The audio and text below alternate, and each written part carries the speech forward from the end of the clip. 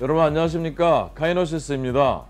오늘 제가 오래 기다렸던 보쉬사의 PBD40이라는 드릴 프레스가 도착을 했습니다. 국내에 아직 미출시된 제품이라서 많이 보시지 못했을 것 같아요. 독일에서 구매해서 독일에서 지금 배송이 된 건데요, 세상이 참 좋아지긴 했습니다. 제가 구매하면 독일에서 제품이 도착하네요. 예전에 디월트사 제품을 구매했을 때도 느꼈던 건데 보쉬 파워박스도 그랬고요. 그 먼 나라에서 물건이 오는데 아주 얇은 자체 포장 박스 이외에는 다른 포장이 전혀 없더라고요. 근데 물건이 상하지 않게 내부에 아주 두툼한 박스들이 들어있어서 상하지 않고 도착을 했습니다.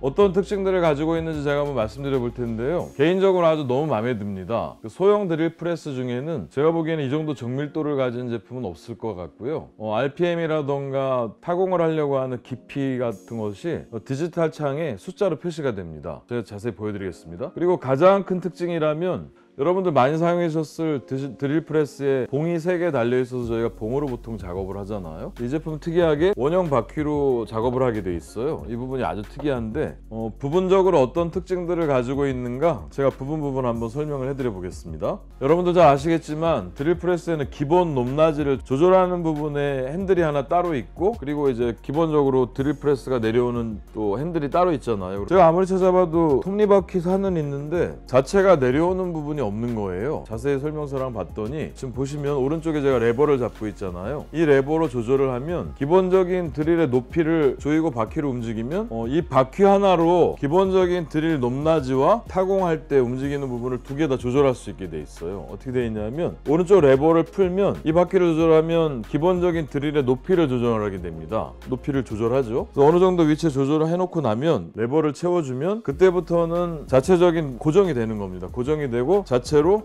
스프링 역할을 하면서 이렇게 타공을 하고 놔두면 제자리로 돌아가고, 타공을 하면 제자리로 돌아가고, 2가지 기능을 한꺼번에 할 수 있는 거예요. 이 바퀴로. 바퀴 자체로 높낮이 조절도 하고, 푸는 순간에는 높낮이를 이렇게 자체 높낮이를 조절하게 돼 있고, 이 레버를 조이면 거기서부터 타공할 위치까지 최대 90mm 정도까지 이렇게 움직이게 되는 그런 아주 특이한 구조를 가지고 있어요. 특이하죠, 여러분? 이것도 저희가 지금까지 쓰던 형태와는 전혀 다릅니다. 전혀 다르고, 몸통 자체를 고정하는 부분과 아래로 내려서 타공을 하는 부분을 이 핸들 한 가지로 조절할 수 있다는 얘기를 좀 해드렸고요. 또 다른 특징, 아주 큰 특징이 어떤 게 있냐면, 부재를 고정할 수 있는 클램프가 자체로 장착이 되어 있습니다. 이렇게 위아래로 부재 높이 따라서 움직이게 되어 있는데요, 제가 예를 들어서 부재를 한번 놔볼게요. 부재를 놔보면 원터치 클램프 형식으로 얘를 당겨만 주면 부재가 고정이 됩니다. 완전히 고정이 돼서 안전하게 작업을 할 수 있게 만들어진 거예요. 이 기능도 아주 유용한 것 같고요. 클램프는 뒤로 돌려놓고 안 쓸 때 사용하지 않아도 됩니다. 대신에 또 다른 하나,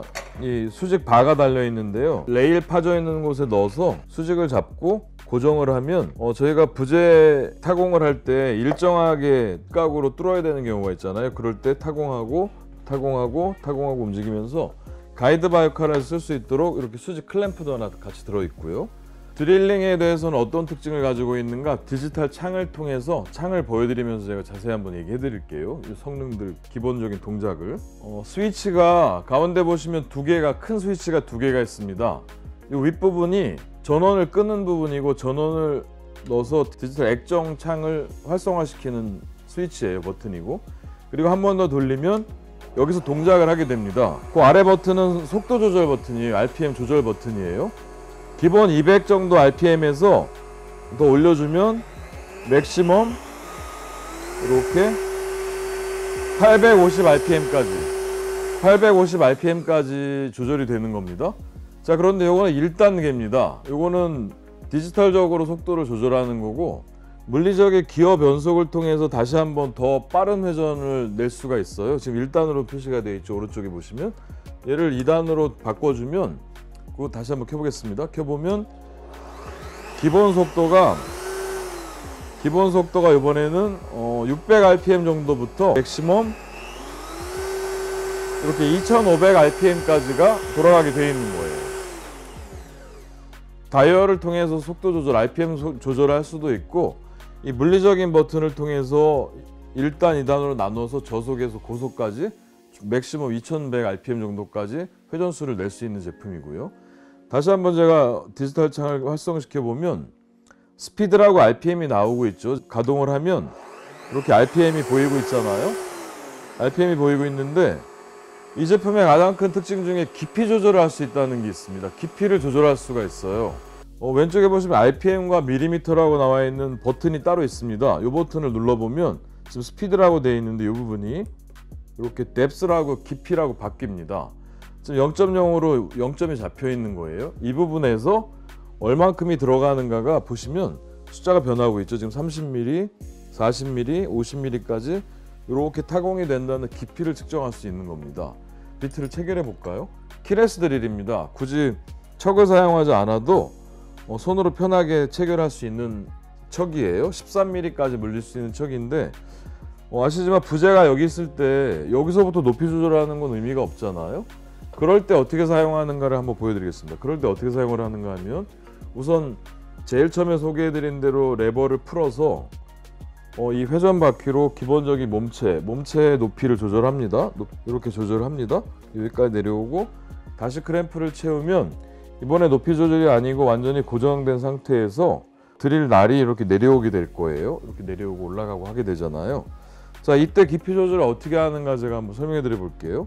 지금 여기서 0으로 되어 있는데 이건 의미가 없죠. 내려가는 깊이가 있으니까. 그래서 그럴 때 부재에 맞게 지금 이 날 끝부분을 하는 건 의미가 없을 거잖아요. 옆면 측면 날이 닿아야 되니까 측면 날 부분까지를 이렇게 내린 다음에 여기가 0점이에요. 거기에서 리셋 버튼을 눌러줍니다. 리셋 버튼을 눌러주면 지금 리셋에서 여기가 기본 0점이 된 거예요. 자, 이렇게 확인을 하고 그러면 뭐 놔두면 당연히 마이너스 표시가 될 겁니다. 마이너스 10mm 정도 올라갔다는 얘기고요. 여기에서 제가 얼만큼 타공을 하는가 0부터 해서 이렇게 1mm, 2mm, 3mm, 5mm 이렇게 10mm까지 타공을 하고 있다는 게 디지털 화면으로 완전히 보이는 거예요. 여러분들 타공하실 때 깊이를 어느 정도 할지 늘 고민하셨잖아요. 그런 부분이 완전히 해결되는 제품입니다. 눈으로 완전히 숫자로 보이고 있죠. 저 같은 경우에는 볼트를 받기 위해서 쐐기 나사를 박는다거나 할 때 늘 그 깊이를 재고 일반 드릴로 어디까지 파야 되나 고민을 많이 했단 말이에요.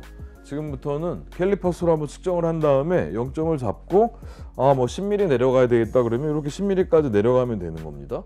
10mm까지 내려가면 되고 계속 연속 작업을 한다 그러면 10mm까지 내려갔을 때 여기서 또 고정을 해줘야 되잖아요. 그 고정을 한 클램프가 바로 위쪽에 상단에 있는 클램프인데 이 부분을 채워주면 여기까지만 내려가죠. 10mm까지만 이제 10mm까지만 내려갑니다. 이 부분도 제가 사실 보고 많이 놀랐는데요. 지금 보시면 제가 원하는 깊이에서 정확하게 쓰고 여러 번 계속 타공을 할 수 있단 말이에요. 이렇게 되어 있는데 보셔서 참 재밌습니다. 기술도 놀랍고 제가 이걸 풀어볼게요. 풀어보면 이렇게 그냥 봉이 하나 달려 있는 거예요.